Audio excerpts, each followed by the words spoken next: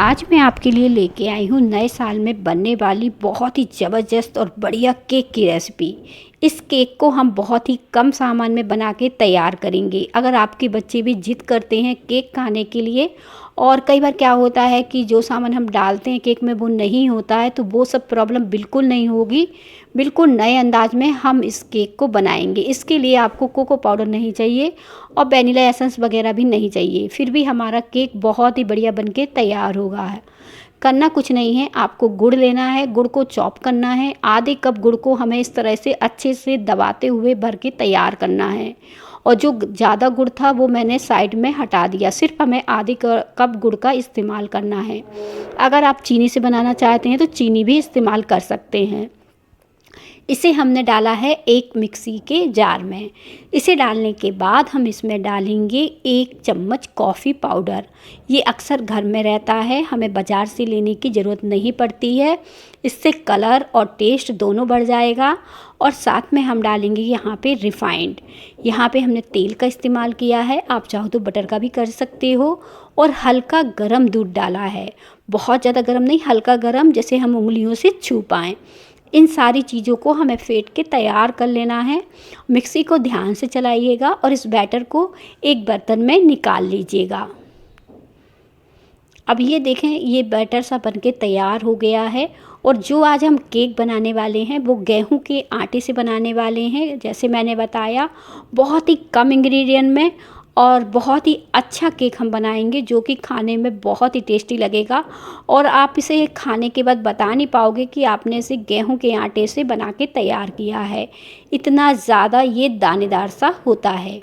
अब मैंने लिया है 1 कप गेहूं का आटा, जिसे हम इस तरह से डाल देंगे और अच्छे से फेंट के तैयार कर लेंगे।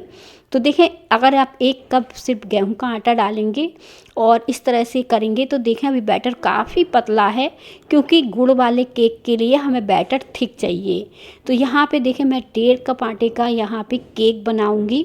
तो यहाँ पे मैंने 1.5 कप आटा लिया है, क्योंकि मेरा बर्तन जो बाउल जो जिसमें हम बनाने वाले हैं उसमें 1.5 कप आराम से आटा आ जाएगा, क्योंकि बर्तन के हिसाब से ही आपको बैटर बनाना पड़ता है। अगर छोटे बर्तन में आप केक बनाएंगे तो थोड़ा सा मतलब कम सामान में केक बना पाएंगे। तो यहाँ पे देखें, अब हमने क्या किया, आटा डाला, थोड़ा दूध और डाला और गाढ़ा सा बैटर बना के तैयार कर लिया है। इस बैटर को इसी तरह से रहने देना है, एकदम थिक। साथ में नमक डालना है, नमक से इसका टेस्ट और भी बढ़ जाएगा। बहुत ज़्यादा नमक नहीं डालना है, सिर्फ 1 चुटकी ही डालना है। और अब हम इसे साइड में रख देंगे। तो इसे साइड में रखने के बाद हम क्या करेंगे, केक टिन ले लेंगे, इसमें हम तेल डालेंगे और इसे अच्छे से ग्रीस कर देंगे। जैसे मैंने बताया, मैं बाज़ार का कोई सामान इसमें उपयोग नहीं करूँगी। जैसे बहुत लोगों को बटर पेपर नहीं मिलता है, तो वो सब प्रॉब्लम भी नहीं होगी। आप इस तरह से ग्रीस कर लीजिए और फिर इसमें डालिए 1 चम्मच आटा। यहाँ पे आटा डालने के बाद इसे अच्छे से कोट कर लीजिए। देखिए, जैसे मैं कर रही हूँ, इस तरह से चारों तरफ ये जो है केक टिन अच्छे से कोट हो गया है। अब एक्स्ट्रा आटा हम निकाल लेंगे किसी बर्तन में। तो देखें, इस तरह से ये केक टिन तैयार हो गया, ना हमें इसमें बटर पेपर बिछाने की ज़रूरत पड़ी। एकदम परफेक्ट हमारा केक इसमें बनके तैयार होगा। अब जैसे मैंने बताया था, बहुत ही इजी तरीके से और बहुत ही सरल तरीके से बनाने वाली हूँ। तो मैं इसे कढ़ाई में बनाऊँगी और लोहे की कढ़ाई का मैंने इस्तेमाल किया है, क्योंकि ये जो कढ़ाई है ना थोड़ा सा जल जाती है। और यहाँ पे मैंने नमक लिया है, जिसे मैंने चारों तरफ अच्छे से फैला दिया है। और ये नमक मैंने पहले भी इस्तेमाल किया था, इसलिए ये हल्का सा जला सा आपको लग रहा होगा।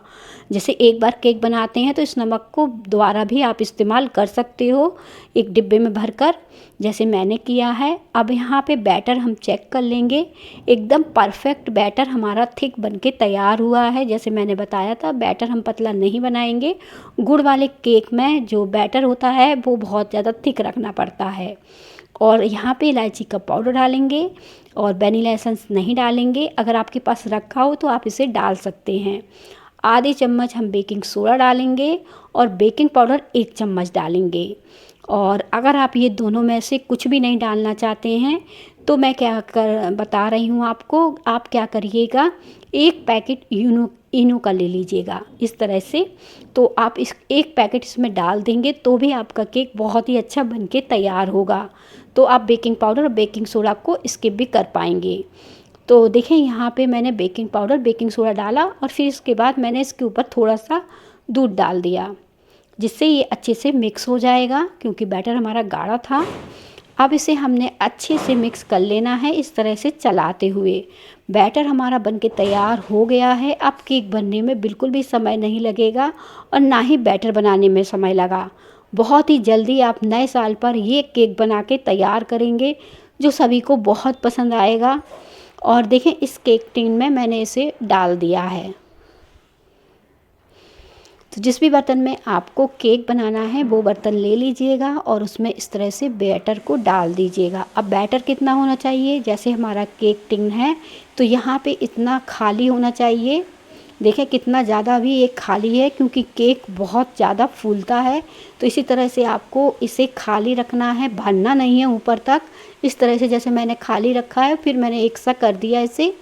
तो चलिए, यहाँ पे नमक भी गरम हो गया है। मैंने इसे 8 मिनट के लिए ऐसे ही छोड़ दिया था गरम करने के लिए, तो ये गरम हो गया। अब मैंने स्टैंड या कटोरी कुछ भी नहीं रखा है और इसे पकने दिया है। अब ये नीचे से अच्छे से फूल के तैयार होने लगा है। देखिए, मैं दिखा रही हूँ इसे, और मैंने पूरी तरह से नहीं खोला ताकि इसकी एयर गरम निकले नहीं बाहर, और इसे फिर से ढक दिया।